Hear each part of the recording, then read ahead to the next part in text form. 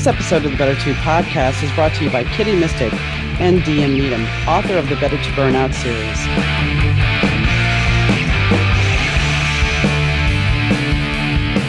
Hi gang, Donna here, and welcome to the Better To podcast with DM Needham. And I am DM Needham. Most of you guys, though, know me as Donna from listening to the podcast. If you missed last episode, you now know that we've changed format. We had new graphics starting last season, and we have new music. Intro and outro by Fast Susie. So a little bit about myself. I am the author of the Better To Burnout series. I have 5 books out in print, and the 6th one is coming. I'm not quite sure when because life is full of mystery right now and just not sure where I'm going to end up at the second. But the book will be out sometime this year. So if you haven't checked it out, please do so. My Days with the Dark Muse starts the series, but you are not required to read that book. I wrote the 2nd and 3rd books kind of as a single person book, so you can read those and check those out and be part of the story as it unfolds. What else is going on? Synergy Collective has moved, so I'm now in Rockford doing readings out of there. So what do we have today as far as guests? We are talking to Kathryn K, Abdul-Baki. She has a book out called Dancing into the Light, and it is a memoir about her time as a child growing up with a very diverse background. So I think that you might check the story out because you're going to find it interesting. And her diverse background deals with having a father from Israel and a mother from Tennessee and growing up in the Middle East. So tune in. You might have heard my voice hosting the Better To podcast, but did you know I'm also the mastermind behind the Better To Burnout book series? The stories unravel the lives of Nigel Hartigan, the groovy bassist of Sambuca Fedora, the stunning singer-model Ava Richards, and the suave record executive singer Russell Langford. Love, romance, and drama run rampant as their lives tangle up. But brace yourself, folks, because not every tale has a happy ending. Snag your copy today from most online booksellers. Hi, Kathyrn. How are you today? Good morning. I'm fine. Here it's still morning almost. I'm fine. Thank you. No, it's fine. It just turned to afternoon here, so we're all good. We're all good. So you have a book out, and it's a book that is close to your heart. You have written 5 fictional books, but this book is more a memoir. And tell us a little bit about it.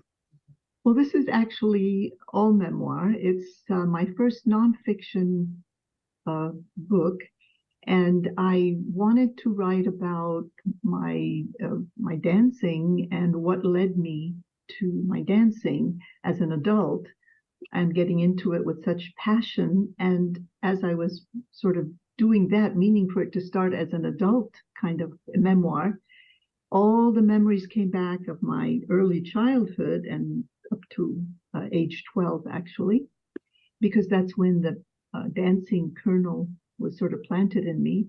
And it became a memoir of my early childhood, which not only a memoir of my life, but of the places I lived in during those years of Iran and Kuwait and Jerusalem and Hawaii, which I traveled to. I'd never lived in Honolulu, but that's the way it started.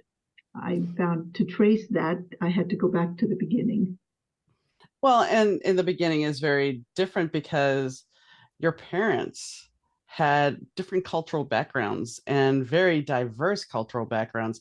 So, I mean, I understand from what I've read that it wasn't that big of a deal growing up for you, but if you put that just the way, you have somebody from Tennessee and then you have somebody from Jerusalem, people are automatically going to think, oh my gosh. And I mean, at a certain point, my mom married my stepfather and he was Jewish. He was not practicing. But everybody, if they heard that, they were just like, so do you? No, we don't. So I get it. So, but when you just put that out there, people automatically assume, well, it must have been really hard for you. But you do describe after your mom's death how hard it was at times, because as a teenager, I imagine it was. So tell us a little bit about growing up with 2 very diverse cultures, even though it wasn't as diverse as some of us may think. Well, it was obviously very diverse because we lived in an American compound within a very traditional Arab society of Kuwait at that time. Kuwait at that time was a very traditional society, just emerging from old-fashioned way of life. So in that sense, already the clash was there, right? In our household, because my father very much adapted to my mom's way of life, and she set a very American tone in the household. So there was never really a conflict there because we celebrated all the usual Western American holidays, Thanksgiving, Christmas, Easter. And we also celebrated the Arab Muslim holidays, which are mainly about food, like Thanksgiving kind of thing. But I never felt a clash of cultures or of religions. My mother was not religious.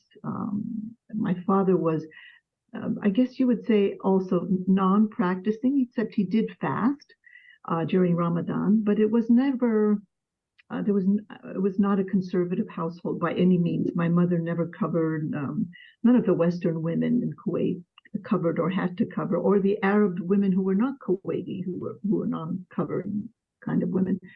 So there was really early on, I didn't find really any clash. It happened after my mom passed, and my dad was sort of bewildered how he was going to raise this young budding preteen and teenager, that he sort of began to revert to his old customs. Now, all that meant really was that I didn't go to parties like my other friends did, which was maybe a good thing because they all ended up having hashish and drinking and stuff like that, which was the 60s American teenage. Yeah. So in a way, I mean, he was really worried about that, but it wasn't like I was forced to cover anything. No, it was just, it became much more of an Arab household than an American one at that point. And when you talk about those parties, I mean, yes, that's very much true. I mean, he was being the typical parent that Yeah, gave a care. I mean, a lot of times right, now you wouldn't have that. I mean, my mom at a certain point is like, you can't wear that, you can't wear right, that dress because it makes you look too old. right. What, as a teenager, you're going, what does that even mean? As an adult, I'm like, oh, I get it. I look way older than I was supposed to be. Yes, Okay. But as a just kid, you worried, just think, what are you doing? You're stifling me. So curtailing my I freedom. completely understand. I had a friend in sixth grade. Her parents had just moved back to the States from Iran, Yeah, and they got out right before the Shah was right. taken and Yeah, removed. So that was kind of an interesting thing because she had a different concept and I didn't totally understand. I mean, she was the all American little blonde girl, yeah. but she knew other things. And it was kind of wild because, and at the time, I didn't have a total concept of what was going on because I'm a kid. And back then, as a kid, you were a kid. Sure, sure. So, I understand slightly what it's like to have that different culture because she experienced that. She would tell me that, oh, over here we did this. And yes, how you described, you know, Iran and things, places of that nature back in the day, they were very much still okay. They had those sections where Oh, yes, women could wear short skirts and things. absolutely. And now we have had the reversion of that. And when I was reading a little bit, you had said something that, there's hope that they can stop child marriages. And I was really shocked because I think it was about 2 or 3 seasons ago, I talked to a woman from Africa, and that is her whole journey in life right now is to stop child brides, to Right, stop that, here, we're going to trade you something, a cow, so I can have your daughter. right. I mean, we think as a society in America that those things have already, we're past that. But the truth is we're not. You know, in the Middle East, I would say it depends on culture to culture, country to country, but also your level of education within each family. I got married at a young age, at 19, because I wanted to, and none of my other Arab friends or Arab cousins married as young as I did. Okay, so nobody forced anybody to marry. Nobody forced, my aunts were free to marry or not. I have two who did marry. Now, the youngest one was kind of married in a sort of an arranged marriage. She didn't object. She went along with it, but she was only 14 or 15 at the time. Horrified my dad. He rebelled and left the house. He was a 17-year-old young man. was very upset at his dad for doing that. But she ended up being my happiest married aunt. So, I mean, she lucked out with a really good family of in-laws and a husband who adored her. So, I mean, but yes, that is an issue among especially more conservative families. But I don't think anymore it really goes on to that extent. At least I don't know about it. But there are other cultures where it does, and more conservative, like maybe in Yemen or Oman, or, you know, as more and more people are getting educated, they're refusing to do that. I know my chiropractor, I don't remember exactly where her family is from, Yeah, but her family was trying to marry her off, yeah, and she went to college and she met her husband, yeah. and they decided, no, we're getting married. She Right. ran off, got married, and kind of pushed that whole thing that her parents wanted out of the way. That And happens. she's That yeah. happens often. And In I mean fact, that's when people elope in Arabic, they'd say she was kidnapped. You know, she was oh, kidnapped. She was kidnapped. Well, it meant they eloped, but right. against her parents' wishes. So they'd say, well, she was kidnapped. You know, we had no control over it, so it wouldn't be so shameful. But the Arab word for it, khatife, means she went kidnapped. So It's interesting because we are so, I mean, this is more than just that culture. It's shame is such a big factor in the world it is. overall. It really is. Yeah. And I mean, I think that's also a factor of control, because if I shame you, then I've controlled you in some way because I've Exactly. invoked some kind of emotion. Yeah. Um, for you, what was what was your fondest memory about, I guess, being a teenager in that kind of world? Because I mean, when you came back to the States eventually, things were different for you. You know, I had a wonderful childhood, and my teenagehood became a little bit conflicted because I went to an American school, and yet I wasn't allowed to participate in all the parties and extracurriculars. I would have been allowed to go to the prom. I did go to my prom and stuff like that, but in general, on a weekly basis, I wasn't allowed to do a lot of what the other uh, girls were able to do. When I came to the US, it was actually a huge shock. And I was amazed because I'd always considered that was because I was half Arab and I grew up in the Middle East. But all of my high school American friends who had lived in Lebanon and came here to college went through the exact same shock and being depressed and not being able to adjust, because it's like going from very small town life to super big. So I was really surprised to hear that from my very all American friends. So that was sort of difficult adjusting here to life in this country. It took me about 2 years to stop crying. But I came from Beirut. I don't know if you know Beirut in the 60s, when it was early 70s when I left, was sort of like the south of France, Nice or Cannes. It was just beautiful. It was beautiful place, beautiful way of life. And so coming to Washington, D.C., which was a lot colder, bigger, impersonal, that in itself was very difficult. I can imagine. And I Yeah. mean, overall, because I moved when I was in high school. Uh-huh. So we went from New Orleans, which was known as a very much a party town. Not that I was partying, but still the whole atmosphere there, the Yes, food there, everything is different. sure. Even the dialect is different, even though it's in Sure. the same state, because we moved to Shreveport. And Shreveport had more of a Texas twang, and it was more religious, and there was just such a diversity for me. And I don't think I ever really, it took me a few years to get settled. And then I didn't even stay that long because it was like, I'm out of here, Yeah. because you just get to a point where it's like, I think the problem is when we move, a lot of the times we think, okay, we get a new life, everything's going to be wonderful, but you don't think about the adjustment factor. Yes, and you said it. I mean, you moved from maybe a smaller or different culture, even though it wasn't that far away, right? But you Mm-hmm. still, as a teenager, you have to do a lot of adjusting. And even though we do adapt as younger people, still, you're impressionable. Well, yeah, I mean, I've made several moves in my life, and it's like every time you move, you have to adjust because there's different ways people handle things. I mean, you go to one city, people are like very nice, very kind, and you go to a different city, and it's totally different. When I lived in Indiana, I lived in a small town, and if I had a flat tire, people would get out and like, Oh, let me sure. help you. Let Yes. me help you. And so I went to pick up my husband at the time in Indianapolis, and I got a flat tire. Yeah. And I'm at the gas station and nobody would help me. And Oh, yes.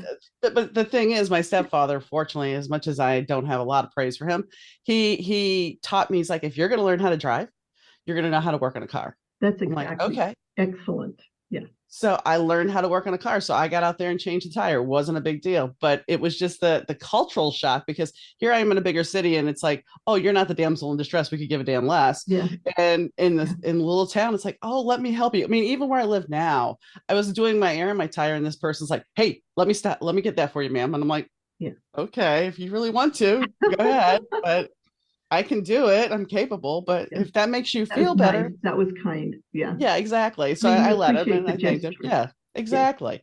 And that's the thing. Sometimes we have to understand that people want to help us, even if we may not want it. I You always know. appreciate help of any nature. And I try and help others. But one thing that really was a shock to me when I first came here, of course, here you're talking about 19-year-old left or just married and left and came to a different culture. What really bothered me was the fact that, well, first of all, I came to a university here, George Washington University, which is a city campus. I'd had a regular campus in Lebanon before that. And people didn't look you in the eye when you walked by on the street. People, passed each other on the street. Nobody looked anybody else in the eye. And I learned that was not an inner city, but a city habit. You just don't make eye contact with people. And I'd been used to in Lebanon, everybody looks at you and says, if not hello, at least they acknowledge you're there. They glance at you. Um, maybe more than you want them to, but at least you feel seen. And Mhm. here I remember being invisible. And I just wanted to stand in the middle of the street and yell, please look at me, somebody, confirm that I'm here, that I'm alive. That really bothered me. Now, a couple of years later, when I returned to Lebanon and people were looking at me, I found that very disconcerting because I'd gotten used to people not looking, to the anonymity of a city life. Yeah, it's all very interesting. Well, I mean, you have to wonder, would we be better off as a society, worldly, globally, Yeah, if we actually communicated more with each other, if we actually saw each other as a person and actually embrace that energy? Because that's the one great thing about it. We are all sharing this energy. We just don't acknowledge it. It's yes, like we're all oblivious to it. yeah. And maybe this is particularly American. Um, I don't know. I've been in places like Italy where people actually do stop to see if they can be of help or, more. Whereas here we really want our personal space, right? And if you see somebody's upset, they kind of want to give you your space. It's just an unspoken kind of thing. Whereas in other countries, people would be wanting to interfere and see if they could be, of help. That's been But my is experience. Well, I mean, is it partially fear based because we're taught that, oh, that stranger could be this, that stranger could do this, that stranger may take it. Possibly, So, I mean, is it that we are such a culture that is based in fear? Where most of the European cultures, they embrace nudity, they embrace sexuality. yeah, Here we embrace violence, yes, yes, which just yeah, nobody, we can't see a woman breastfeeding a child because, oh my gosh, somebody might. yes, But hey, we can watch somebody. yes, When I was growing up, and even when I had young children, the whole statement of before the news, please remove children or people that are sensitive yeah, because this segment might be yeah, harmful for yeah, them. yeah, Now it's like whatever's on is yeah, on, and that's it. yeah, We don't care. And yeah, so we've desensitized. Even when we look at war, we look at violence, it's always desensitized now. It's just there right. and you just live with it. I mean, I was a little kid during the Vietnam War, and I remember hearing those things, and it made an impression on me because I was like, Mom, why do I have to leave them? She's like, just go. It's Yeah, like, okay, yeah, I understand. yeah, trying to protect and yeah, And I think, that goes back to your father. He was trying to protect you. And, you know, I lost my mom not as young as you. I lost my mom in my early 20s. oh, But sorry. the loss of your mother had to, especially being so young, Yeah, had to really, you had nobody to really confide in except for your aunts, because I know your aunt stepped in and everything, but yeah, it's still not your mom. So because they came from a different background. So how that's was what I was that for gonna. you? Yeah, well, I was very lucky that my mother adored her husband's family and they adored her. So they really jumped in full force and they always respected her ways. They didn't try and change my ways, but they were, typically more traditional Arab women. So the way they acted, and sometimes they would, come in and say, you really can't do this or that, or don't talk like this, or don't say that word, but losing your mom so early, I think, because she left the house when I was 9 to come to the United States for treatment for her cancer, and then she died when I was 11. And so I sort of felt orphaned, kind of, almost illegitimate, because that American part of me was gone now. So everything else was kind of Arab, Middle Eastern. It was great because I had that in me, but still it wasn't what my foundation had been, which was American. So I had to kind of change myself a little bit, and that became more so when my father remarried an Arab woman. She was a very modern woman, but still she had more conservative values than my mother had, and she was trying to reinforce those values that she thought were good for a young woman, and so that's when the conflicts really began. But I will say both my father and stepmother were extremely loving and kind. So, and they were good people, good adults. So there were never any real issues. There were just the regular teenage rebellion that became more pronounced because I felt, well, I grew up with these values and now I have to follow these values. That was more the conflict. And you also lost your brother at around the age of 9 too, correct? I lost my brother at age 9, and I guess she left home about a year later. Maybe it was closer to 10. But yes, I just turned 9. So you had to face grief at a very young age and understand death at a very young age, which isn't always easy. Yeah, it was very painful because, he, as I write in the book, he was a very, on the surface, very healthy, bubbly little baby. And so he went off totally healthy and never came back. He just died, during or after the operation, not long after his heart surgery, which was experimental surgery at the time. So, yeah, he just vanished. I mean, I didn't even have the preparation that he might not survive the surgery. I mean, that wasn't even talked about. But in a way, I guess, as unfortunate as it was, it actually may have helped you a little bit with your mom's loss, with the loss of your mom. Yeah, but well, my mother's loss was, well, worse in many ways Oh yeah. because yes, it's like when she was sick, I sort of knew that could happen as she progressed, but I couldn't really understand it. But the minute that I found out that she was gone, that my whole world came crashing down again. Yeah.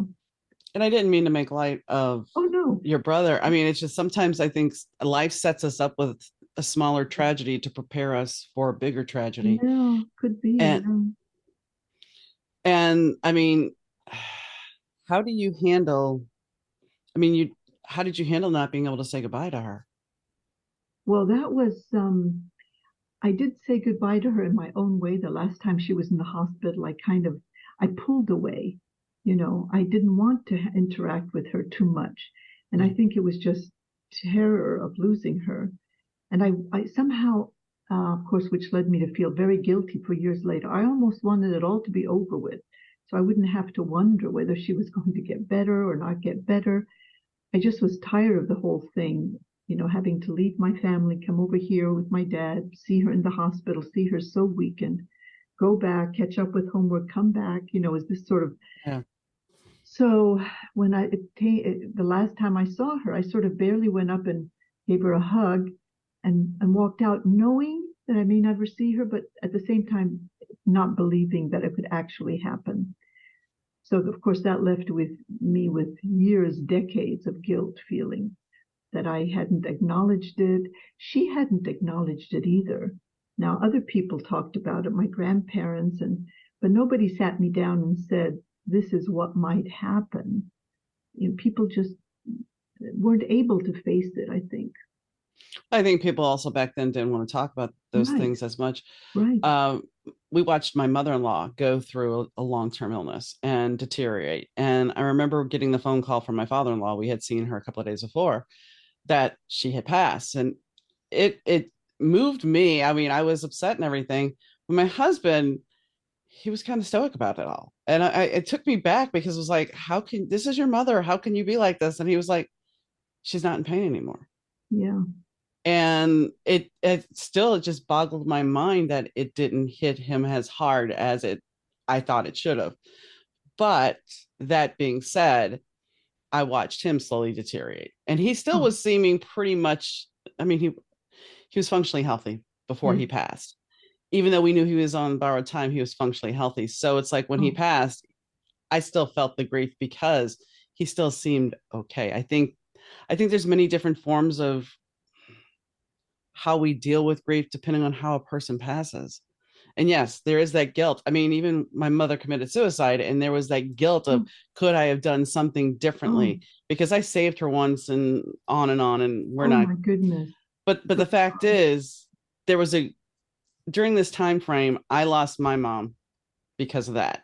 I had another friend who lost her mother because of cancer, and then I had another friend who lost her dad, and then 3 days later, her mother died Oh, because she had a broken heart, and her dad suddenly oh, died of a virus, and she died of a broken heart, they said. yeah. So the grief for each of us was different because, like my other friend, like you, she understood there was this long-term illness, there was Yeah. this buildup, and as Yeah. hard as it was, she understood.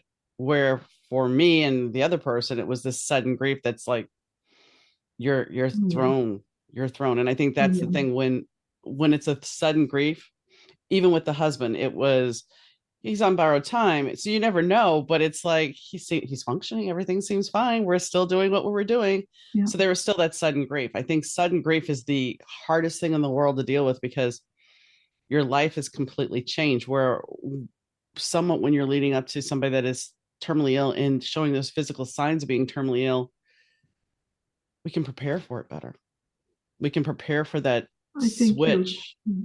and I haven't made up my mind which is the better way, but because Neither have I. Neither have I. I To mean, I gone through it think several for the times. Neither have I. person, because I did lose my dad to heart failure, and it took a couple of months for that to happen, and it was extremely sad because he was the pillar. But then I lost my stepmom just within 10 minutes. She just sat down, had a massive heart attack, and she was not totally healthy, but she was out and about and doing everything. And then she suddenly had this. And I think for my sisters, especially, it was extremely difficult because there was absolutely no preparation. So, yeah, we were all kind of thrown um, for a loop there. Um, I don't know, as I wrote in the book, I don't know if there's a right time or way to say goodbye, whether it's slow or long. I just feel, we just have to always acknowledge the fact that we may not be there, or they may not be there for us, and sort of keep that in mind.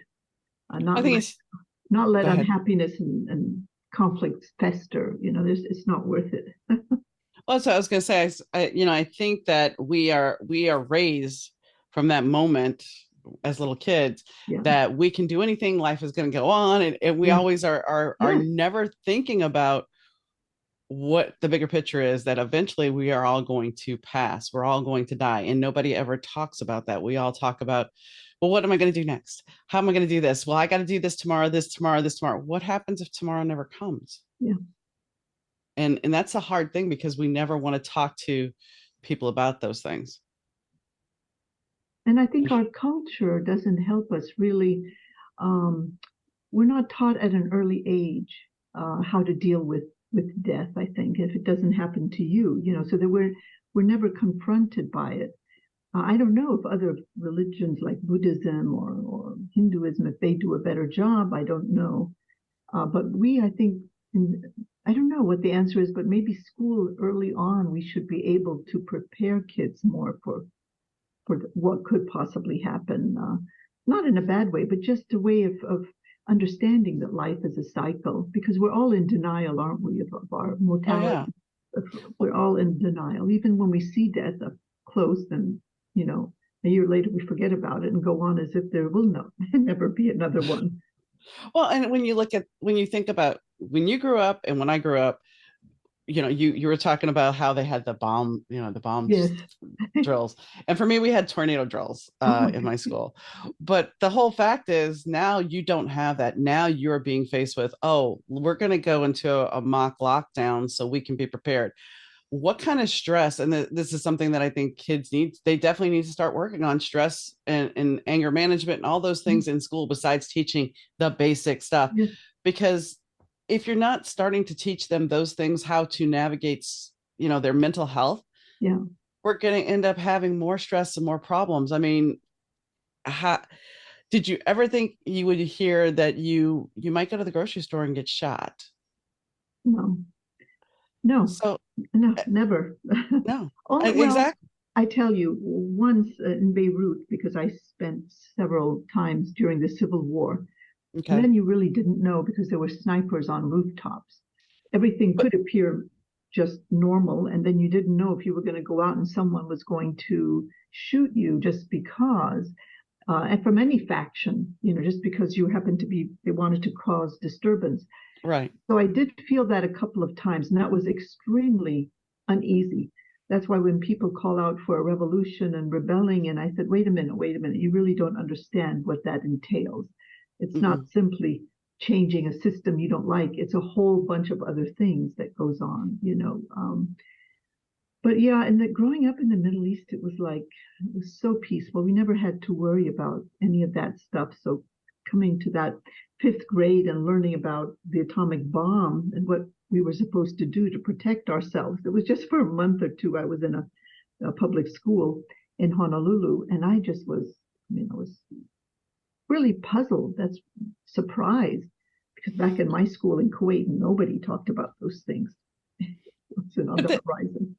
but then when you look at this, when you really go back and you look at what they told you to help you with the atomic bomb, it's like me with Right, the tornado. right. That's not going to help you. No, it's not. It's not going to help you at all. Yeah. They wanted us to go into the hall and put a book over our head. A book over your head. Yes, we're supposed to crouch down, put a book over our head to protect us. And I'm thinking, that's not going to help you if the roof comes off. It's not. But, here you go. Here's your false sense of security to make you Mhm. feel better. Into the hall, maybe I understand because you're away from the shattering Right, glass. But right, again, depending on what kind of blast it is.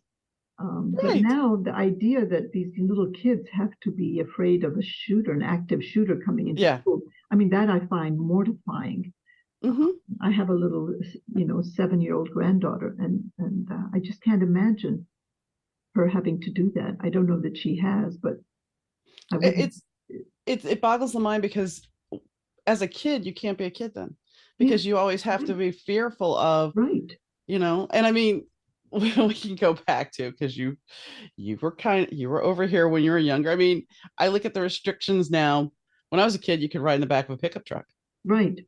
That wouldn't be a problem. Right. Now, We did too. Yeah. yeah. You Now that would probably not still happen. can in small towns out in, well, Tennessee or whatever, when there's a little more on farms and things, I'm sure. I live in a small town here in Oh, Illinois, and yeah, we have seatbelt laws. oh, There's even in the no way back of a you're yeah, pickup truck, that's all gone, right? yeah. Unless you have one of those old Subaru Brats that had the jump seats in the back with the Yeah, seatbelts, that's you're not doing you're that. not doing that anymore. Mm-mm, mm-mm. Okay. No. I mean, but that doesn't mean it's not happening in the southern states. It doesn't because they tend to not want to go along necessarily with all the laws all the time. Yeah. So, and I'm not complaining Well, about you're not, that, I folks. know I'm it's just just different. Yeah. yeah. Here for sure. I mean, now my own kids are so adamant about the kind of child seat they have, and I'm sitting here thinking, oh my goodness, when you guys were little, I mean, you all in seats, but I mean that ended at age like 2 or 3 max. Mm-hmm. But by the age of 8, you were not still in a child seat, which they are now, Yeah. until 8 or 9, I guess. That's the laws have changed. So, well, It's interesting yeah, because that's just it's about safety, but yeah. is it really, I mean, what does the person do that can't afford these things. Yeah. You know, that's where this whole thing comes, because we're not even going to go there, but you know what I'm getting at. Yeah, It's like one of those I things where do. if you can't afford things, then what are you going to do? And Yeah. on and on and on. Yeah. So how did you get over your mom's death? I mean, I know you said you had shame and you had grief, and dancing became a huge part of this Yeah. to spark your joy, to make you happy. Yeah. So how did that, you're dealing with your mom's death. How did you get out of that moment Well, of grief that was overcoming at times, I'm sure? yes, it really was. And one thing that helped, we had a lady who lived with us, a housekeeper who had been there before my mom went away. And she was also from the Mount of Olives, which is a small village in Jerusalem. And so that continued. So that was a steady thing that, she was like another mother in a sense to me. And because that continued, I also had my aunts who would come and spend a few months with us in Kuwait from Jerusalem. They'd fly in. And so I had that. We had relatives. Also, we had, because I lived in this compound in Kuwait. It was an American compound with British and American and Arab expats who worked for this oil company. It was a very tightly knit community. So my mother's friends kind of took me under their wings. Um, one of them very kindly, when I was 12 or 11 and a half, actually explained a lot of, things like menstruation, and that my mother didn't have time to explain to me because she left when I was 9, that my dad had no idea how to talk to me about. And he went and asked her if she would, in fact, talk to me about those things, and which she did. So I had a lot of surrogate mothers who kind of came and helped me through that.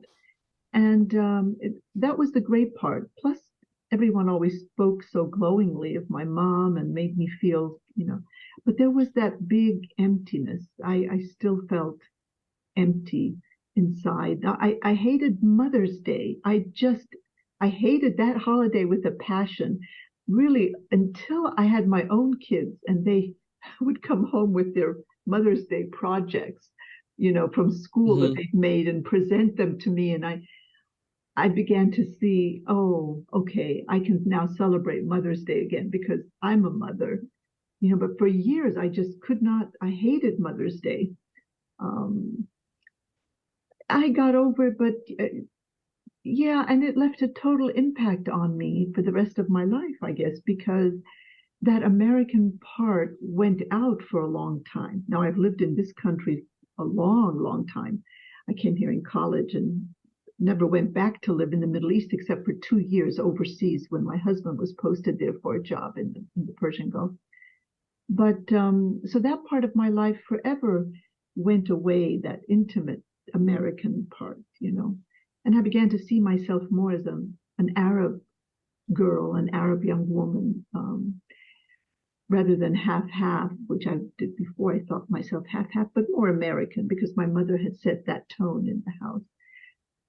You eventually get over it, but you come to terms with it. Let's put it that way. That would be the Yeah, better way to say it, yeah, is, yeah, you come to terms with it, because I don't know that you ever get over it, because yeah, that person, no matter what, if you had a relationship with them, it's part of who you are. And for you, it was something that was more cultural based as well, besides, because she was that anchor to the States at right. that point. She was also not very effusive and warm and cuddly. I'm sure she was, but I don't remember that. What I recall is more her intellect, her telling me to read, her wanting to read with me, wanting to know I was doing this or that, or the activity part, be independent, be this way, be that. That's what I recall. Whereas my other Arab aunts was much more physical. My dad was much more physical. But and I wrote this in the book, after she died, I tried to think of a single time where she'd embraced me, and I couldn't remember. Wow. She wasn't a cold person, but No. that was not. I mean, I'd sit in bed and sit next to her, and she'd read me Charlotte's Web or whatever we were reading when I was 8 or 9, and we'd do my homework, and I'd sit with her in bed. So I mean, she was physically there for me, but she just wasn't. just hugging me all the time. And I realized with my first two children, I was a bit like that too. I was always concerned with what they were doing, what have you. And as I got older, by the time I had my third child, which was some years later, I became more physically embracing of them. And I look at my own two daughters who have children, and they are totally physically involved with their kids and hugging and embracing. And I realized because I hadn't felt that so much with my mom, I wasn't that much. Now I'm very much like that with my grandkids. But it's funny how some things rub off on you, you know, these little things you don't really notice until you see the total opposite. I think also a little bit happens when as you get older. I mean, I've talked to people about this because even the parents that, so my husband had, his dad and mom had two kids, and then they had several years between the next three. And the way the first two are raised versus the way the other three were raised is completely different. And I think as younger people, we have more stress to deal with. We don't know what we're doing. Exactly. We have no concept. And I mean, I became a stepmom in my early 20s. Oh my goodness. And it was like overnight I became the stepmom. Yeah. So I could be a much better mom in my 30s than I was in my 20s. But at the time, yeah, you know, you're still trying to figure out who the hell you are. Yeah. And here you have somebody else to take care of. It's like, wait a second. My youngest stepdaughter actually said it very clearly to me. She goes, "You were a kid raising kids." Exactly. Even though but I look at her, I'm like, I'm in my 20s. She goes, "Doesn't matter. You were still a kid." How old were you? I was 22 when they came into my life. Oh, that's amazing. Yeah. I was 22 when they were 4 and 6. And all of a sudden it's like, here you go. It's like, yeah. Oh, yeah. Okay. And the 4-year-old was with me all the time because she couldn't go to school and we didn't want to do daycare. Yeah. Because the daycare, it would cost as much for me to work and just pay daycare as for me to stay home with her. Of course. And I used to laugh because, and I've told this before, you know, Easter, they get boy dolls with their Barbies, and somebody had told the oldest one that sex was all about a man laying naked with a woman. Yeah.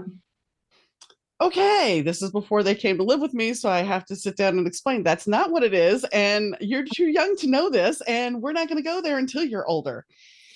But you know, as a person that's just being dropped into this, it's like that's admirable, really, that you really navigated that, no matter how you navigated it. Oh, I love them dearly. I had them from they were 4 and 6, they were 8 and 10, and I love them dearly. And it's the only time I got to be a mother, unfortunately. But I just talked to the youngest one the other day, so I still have that relationship, and she's 38. Wonderful. So it's like. Yeah. I didn't totally give it up. And when she was 16, her parents called me like, she doesn't want to listen to us. You need to come down here and talk to her. I'm like, okay, so cool, mom's coming. I guess I don't know, but it's wonderful.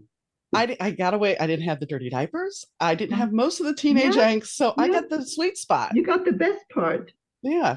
So, I mean, I think it's one of those things where watching kids grow. I mean, like I said, I could be a much better mom now or when I was younger than I was in my 20s. And when we think about people having kids, I mean, my mom was 19 when she had me. Yeah. So you're not quite there yet. Yeah. You don't know. And I, you know, you were talking about getting married and at a young age. That's the thing. When we get married at a young age, we think this is going to be forever. And most of the time it can be. I mean, sometimes it can be and sometimes it can't. But if you haven't settled on who you really are at that point, it's not going to last. Well, my mother married at 20. She was a year older than your mom. Had me when she was 20. She married at 19, had me when she was 20. So as you say, she probably, and then when she was 23 or so, they went overseas. Right. So she had an active social life. She was suddenly confronted with an entirely new culture, which was Tehran and then Kuwait. So she was an American navigating this thing with a little child. I was an only child for a long time. And so I can imagine she was just distracted a lot of the time and excited about all these things, you know. So, I sometimes was wondering how she would have been had she been older, or or how my relationship with her would have been when we got older. I never got to see that part of her. So, No. but she died when she was 32. Mm. And my stepmother came into my life a year and a half later, and she was only 25. And here I was 12 years old. Yeah. So, poor thing, she was a preteen, a little girl from a different culture, an American culture that she had to deal with. And I expected her to be, a 32-year-old like my mother had been and to have had all these years of experience.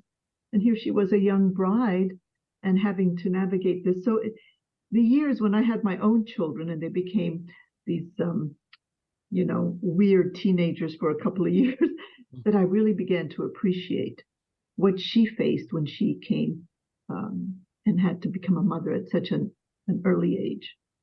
So Well, and I kudos want to. to you. Well, I want to say kudos to your mom. I mean, even though you're saying that she didn't hug you and everything, but she did give you something that a lot of parents don't do.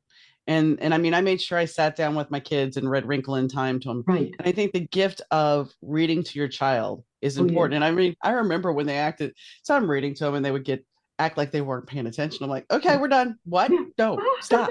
Don't do that. No, I'm like, no, you're not paying attention. So why do I want to keep reading? Yeah. And it's like you have to read for them and let them experience a world outside of their own. And in that process, you're bonding with them. Yeah. And I think that's what people lose track of now. We don't have that time. We are always going. And you said earlier, I think it was in the interview I had read about you too. It said that you were talking about how there was no technology and you had to send letters. And Yeah. in the 80s, my friend signed up. She had put an ad in a British magazine. So she got like hundreds upon hundreds of pen pal letters. She'd take what she wanted and she'd give the rest to me and my other roommate. And so we would write out these pen pal letters Yeah. because and then you waited at the post box to get those letters. They And it's like, we've lost all that. Yeah, we have. And I mean, in a way, it's unfortunate because that was the excitement. And yeah, now we have the excitement of email and it's instantaneous, but it's gone.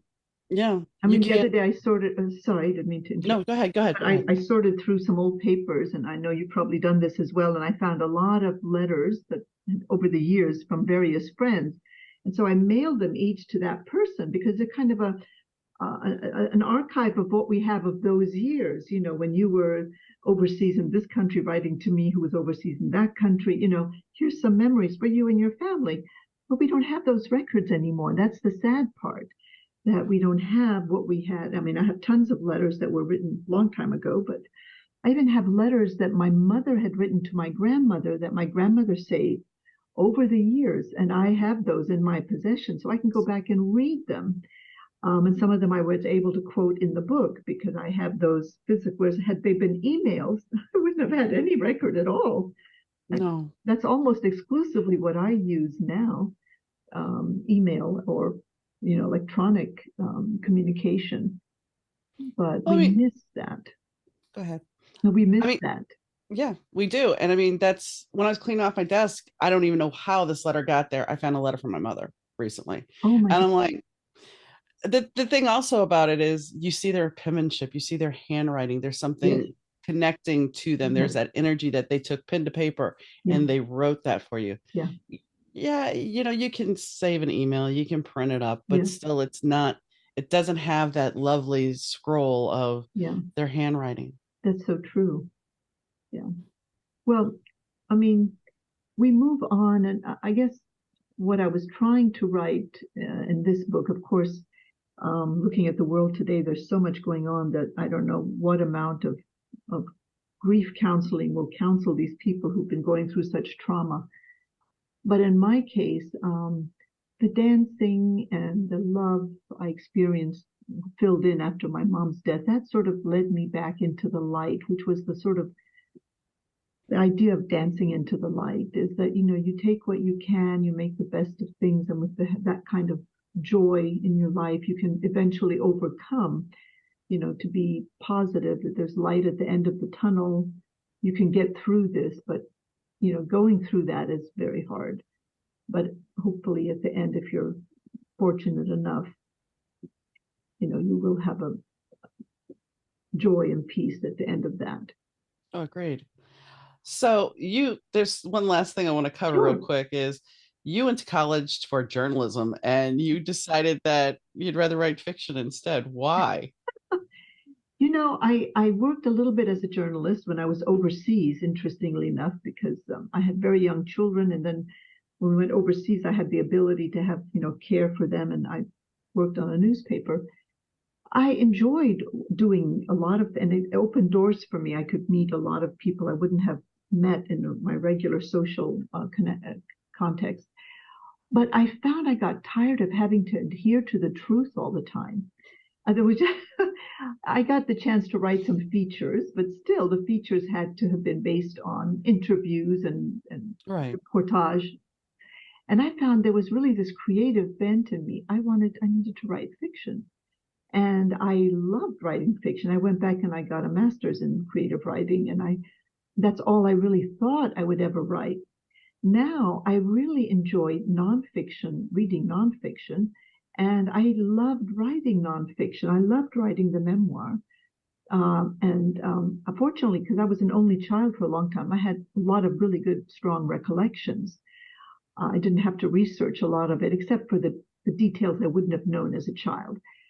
But I do love nonfiction, and journalism has also changed a lot today than Yeah. from what it was when I was going to school in the early 70s. Now it's a lot more creative, a lot more.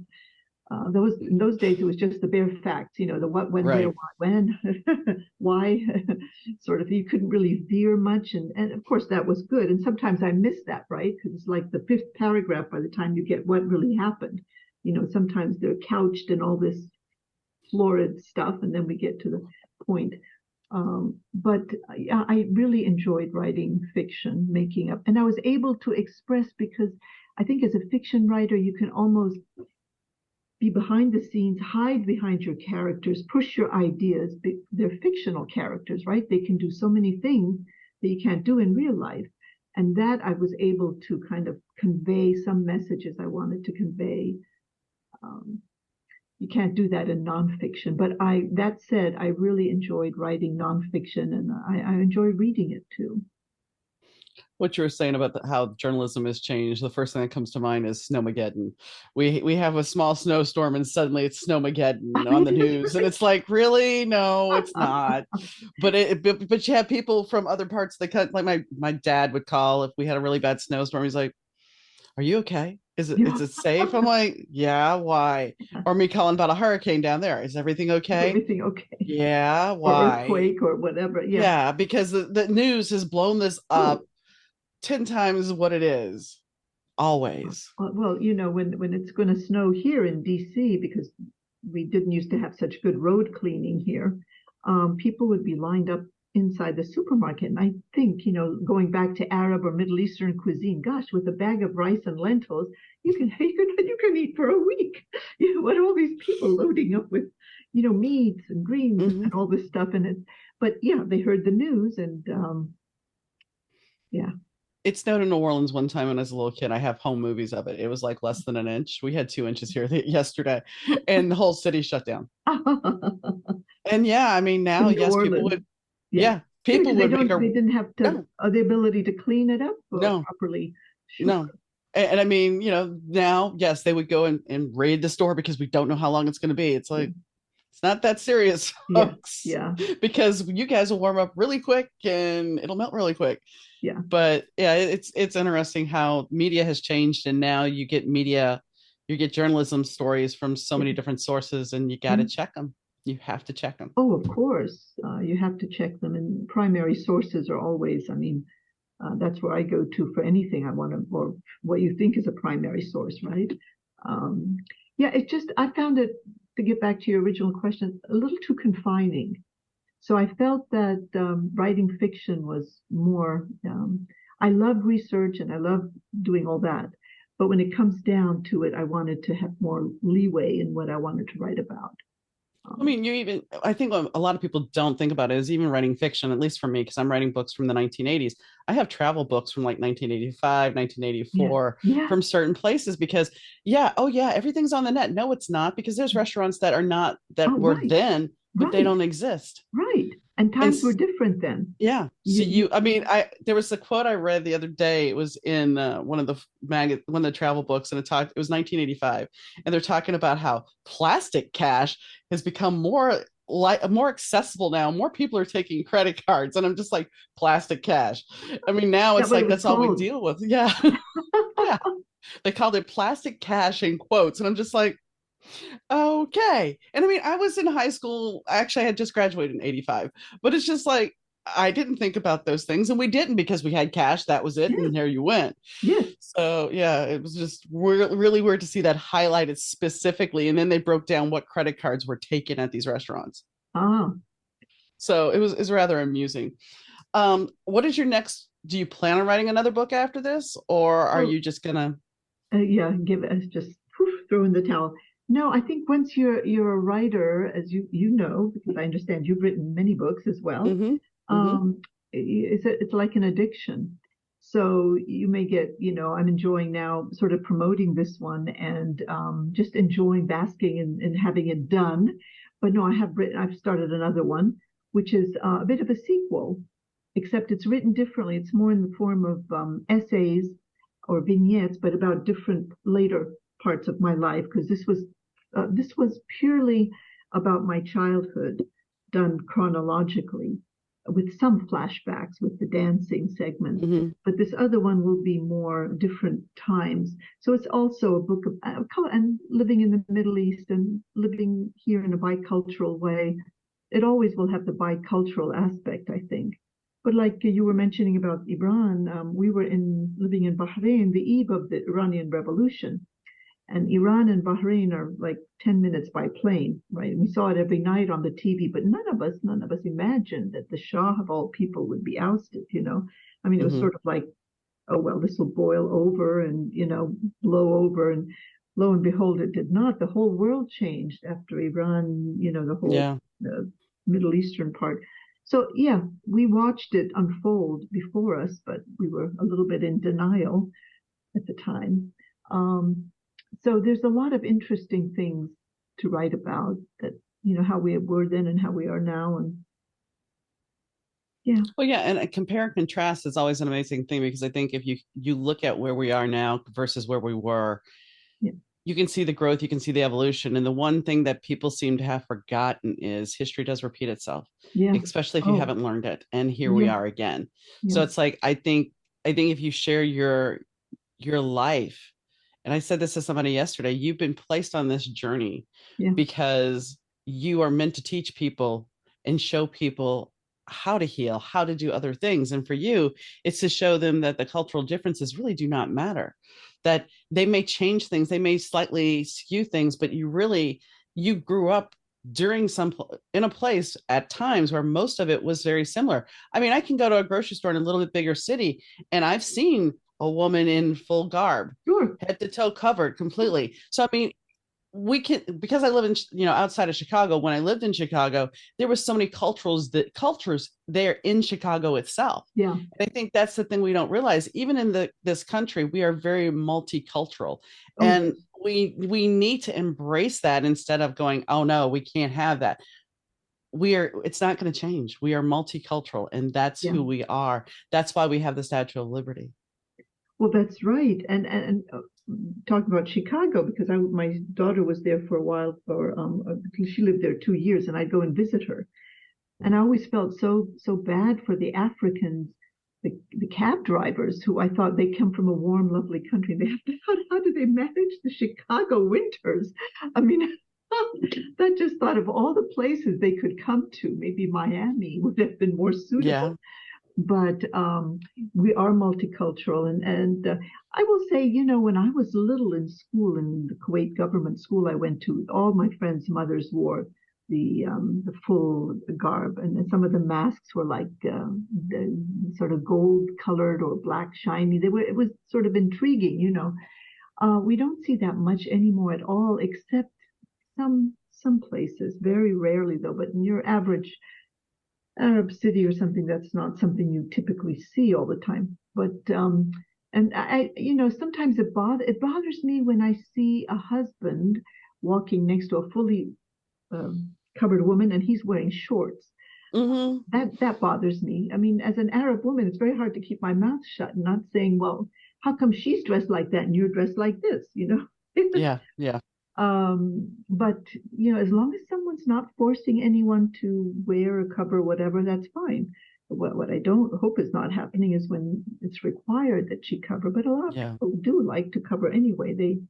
None of my aunts ever covered, none of their daughters, my cousins ever did, but I have some of their daughters now, this new generation, have just covered their sorry, I'm just gonna Okay.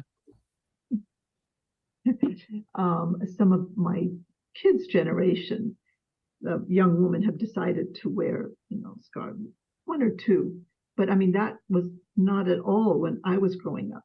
So it's almost like a revert going back to the more traditional and maybe response to economic conditions, political conditions. Maybe people are trying to make a statement of some sort. Well, think about it this way though, too. If you are covering your face, let's say you're Yeah, covering your face, yeah. facial recognition is not going to work Right. that well. That's another thing. Oh, if you're going out on any kind of protest, you might as well do that because, all that they, who was it? I heard someone on the news the other day was saying they should, I think it was one of the presidential candidates, that they should take those faces of anybody out protesting and, send them to whatever powers that be. And I thought, hey, what's going on here? I wanted to come to this country from the Middle East years ago so I could have freedom of expression and speech, which I thought was lacking there. And I thought, America, I can say and do whatever I want. Well, what's going on here? This is very disturbing to me. To me, it's really very disturbing. Well, there was a story not too long ago about license plate scanners that are just popped up on the side of the road. It's a little solar group that's got a camera, Um, and they allege that the reason they're doing this is because they can track cars then. So if a car is involved in the crime and they have partial license plate, right, they can get that license plate and then they can track that person. And right. but let's be honest, most cars that are involved in a crime, 9 times out of 10 have already been stolen. Yeah, right, So right. Yeah. I, It's just, I I often go to, and I know somebody will blast me for this, but I have to say it. I often go to the fact that after 9/11, we ended up where we have to watch everything we take on a plane. Now right. you can see the commercial economic factor that now the airplane is making more money selling you things that they used to give you for free. Oh, right. Correct. But but we have to make you feel safe. And I was lucky enough to fly first class 10 years ago. And so I flew first class and they come to us, they're like, would you like something to drink? And we're like, sure. So they hand us a real glass. And I look at my husband, I'm like, so I could break this, right? He's like, yeah, you could. I'm like, all right. Mm-hmm. So then they bring us our You're meal welcome. and they bring us these a butter knife that's got serrations on it and a fork, a metal fork. Both are metal. And I looked at him and I'm like, so obviously terrorists don't sit in first class, right? And they're not going to come from the back of the plane to get this stuff, right? Because they made him get rid of his little cuticle scissors that Oh, were yeah, in of his course. bag. I'm like, Yeah. Clippers but you're or anything like that you might use. Yeah. but you're giving me you're giving me weapons basically. None of it makes sense. And it's, yeah, I mean, I often call it political theater because that's well, pretty yeah, much what it is. It's political theater. You're creating this illusion that we're all safer, but the truth is, if somebody really wants to do something to us, it's gonna happen. yeah, yeah. No, I totally agree. A lot of this is just nonsensical, that they can see that you are, they sometimes make mothers empty all the formula or whatever they're carrying in their, and I thought, oh my goodness. I had my dad gave us a cat and we had a soft carrier and she was already, I mean, she was in the carrier. She wasn't used to being in the carrier, but she was a good cat. So this was okay. But at the time, they're like, okay, well, you need you to take the cat out of the carrier. It's just a little baggy carrier. There's nothing here. We need you to take the cat out of the carrier so we can X-ray the bag. Well, would they have caught the cat when she squirms free? That I don't know, but fortunately, I grabbed the cat. The cat was fine. The cat was fine on the inside of the plane. Nobody even knew I had a cat. But the whole fact is, that was my thought is like, okay, I'm going to take her out. She's going to bolt, and then what? Yeah, exactly. But she didn't. But I mean, it was just one of those things where it's like, Yeah. what am I going to do? Yeah, I mean, some of it makes no sense at all. And then some people smuggle these guns, and you wonder how did they get away with that? There was a congressman who had in his carry-on luggage, he had a pistol. And you said, well, where are you thinking? I mean, they take nail clippers. They're not going to allow a pistol on, in your carry-on luggage. I got stopped because I had a Tigger on my key ring at the time. They didn't know what it was. So I had to go into my purse and pull out my keys so they could see it. But yeah, Yeah. sometimes you completely, and that's getting off track, and I didn't mean to go there, but it's one of those things where it's like you've Sure. seen, especially you in your lifetime, you have seen these transformations and how, yeah, oh my gosh, when you used to travel, your loved one could meet you at the Oh, airport yes. gate and it Oh, was so wonderful to give yes. you flowers or a Yeah. hug or whatever. And now I know I see you in baggage claim. Yeah, that's the part that saddens me because we used to be able to meet our loved ones way up front or, you know, say goodbye to them way out there. I don't know. Yeah, traveling is totally different now. You have to sort of wave to them and they go in this long process of sitting another Yeah, 2 hours and, yeah. wherever they're going. Yeah, the world has changed, unfortunately. But hopefully one day we'll see Yeah, a brighter tomorrow. yeah, Hopefully. Maybe I not in this hope lifetime, so. maybe the next one, but who knows? Yeah. Who knows? Is there anything we didn't talk about that you would like to say something about? Um, no, just well, maybe that when I grew up in the Middle East, things were very calm and wonderful. It was a wonderful life. And now when I look at it and I see all the conflict going on, it bothers me a lot. And I say, this is totally unlike the Middle East I know. So when things settle down a little bit with the current situation, I hope people will travel more to the Middle East, enjoy, because really the people are so warm and friendly and welcoming, especially to Americans. And so, I would encourage people to go travel, enjoy, Egypt, North Africa, um, anywhere. Jordan is amazing. Lebanon, Syria, when it calms down again, Syria. Um, so just, I would encourage people to go because Turkey, you would enjoy the Middle East. And all we see on the news is conflict these days, but that's not really the Middle East I knew at all. But once again, it goes back to journalism. So sometimes we are painted to see Sure, the darkest things in the world because it's ratings and it sells sure. papers. Oh, And yeah. I think sometimes we get disheartened and we lose hope because that's all we see all the time. Well, and whether it's journalism or even fiction, where there's no conflict, there's no story. Right. Tom and Jane loved each other and got married. There's no story there. So you've got to create a conflict. And so what's going to lead that news story that day is the conflict. Yeah. And that's the way we're trained as journalists, or even, as I said, fiction writers. We, look for the conflict. Um, Yeah. so that makes a good story. And so that's unfortunately what we see. Yeah. Well, I thank you, Kathyrn. Oh, thank you so much, Donna. This has been a sheer pleasure. Yeah. Hi, gang. Donna from the Better Two podcast here. If you've listened to my show, you know that it always sounds great. That's thanks to the guys at Third Year Audio Productions. Third Year Audio helps podcasters, broadcasters, musicians, and business owners get their important messages out to their audience. Rich and the Third Year Audio team are easy to work with. They're efficient in understanding that your message is important to you. With quick turnaround and a true caring of your needs, Third Year Audio is your go to for any audio message. Reach out to Third Year Audio at 312-388-5596. Rich and his team will deliver for you. That's 312-388-5596. Or you can email them at info@thirdyearaudio.com or visit them on the web at www.thirdyearaudio.com. Today, I would like to tell you a little bit about one of my favorite places, Synergy Collective, a bohemian lifestyle brand curating wellness for the mind, body, home, and soul. Located in the heart of the Midwest, Rockford, Illinois. Inside the storefront and online, you'll find a beautiful selection of crystals and metaphysical tools, boho apparel and accessories, sustainable home and beauty items, books, candles, and other unique gifts. They also offer a variety of community events, classes, and workshops in their Rockford location, including some select classes that are taught by me. So I invite you to explore the collective at www.shopsynergycollective.com and use code BETTER215 at checkout for 15% off your first online purchase. So Kathyrn and I had a very diverse and interesting conversation.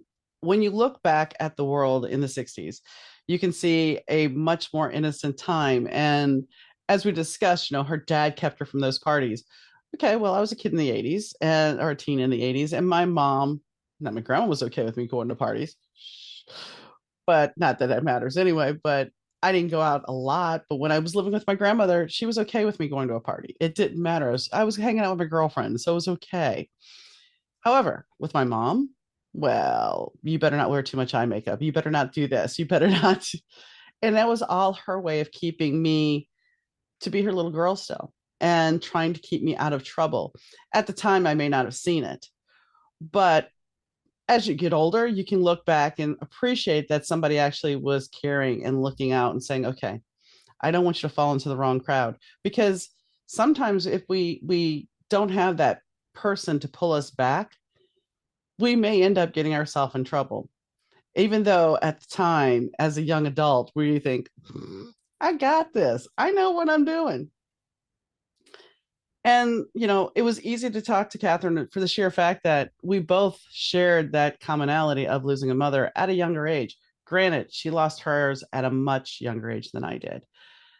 And I'm not sure I could have handled it, but in a roundabout way, which I really didn't discuss with her, is the fact that being raised by other people, whether it be the fifth grade teacher or my grandmother, in a way, I lost my mom after that divorce because I had other people that raised me. It wasn't necessarily her that was putting that, here, I'm influencing you. And I think that in a way, sometimes that can be a saving grace because, like with Kathyrn, she learned that her mom, when she thought back about it, her mom wasn't that overly emotional person. Her mom was there for her to read stories with and share things of that nature. But she wasn't the let me give you a big hug, where my mom initially was that person. She told me she loved me. She was there. She supported me. She gave me the hug. But somehow after the split, something split in my mom, and I became more like the person that she saw as my dad. So the fact is, we have to look at our parents, and we've talked about this before on the show. Look at our parents as who they were. Forgive them if we can. And even if we can't, I'm not saying call them up and say, oh, I'm so sorry. Forgive them for yourself. Forgive them to heal your heart. Forgive them because they were human, just like you are. And sometimes we have to look at those things and say, you know what? It's okay. I got this. I can handle it. And so embrace forgiveness because that's going to be healing for you. Yeah, sure, they may still drive you nuts and their views may not be the same as yours, but they're part of the reason for who you are, good, bad, or indifferent. I'm not saying blame them. I'm just saying accept it, own it, be you, own you, and do you. So I would definitely check her book out. It's called Dancing into the Light. And she's a really interesting lady. And I think she's, her next book should be interesting as well, since it'll be kind of along the lines from what she described of My Days with the Dark Muse. Sorry to self promote, but the fact is that book is basically little vignettes of Nigel Hartigan's life. And that, as soon as she said it, that's exactly what I thought of. So to me, when a book is written in slight essays and slight stories like that, it's easy to digest. It's a quick read, and you can go through and see how a person grows because it's more intimate at times. Anyway, on that note, I hope you guys like the new format. And as always, if you have a question, you can drop me a line at Donna, Dauna, at Better Two Podcast. Our sound is done by Rich Zai of Third Ear Audio. And our intro and outro music is done by Fast Susie. Anyway, guys, I hope you enjoyed the show, and I'll catch you next time. Bye.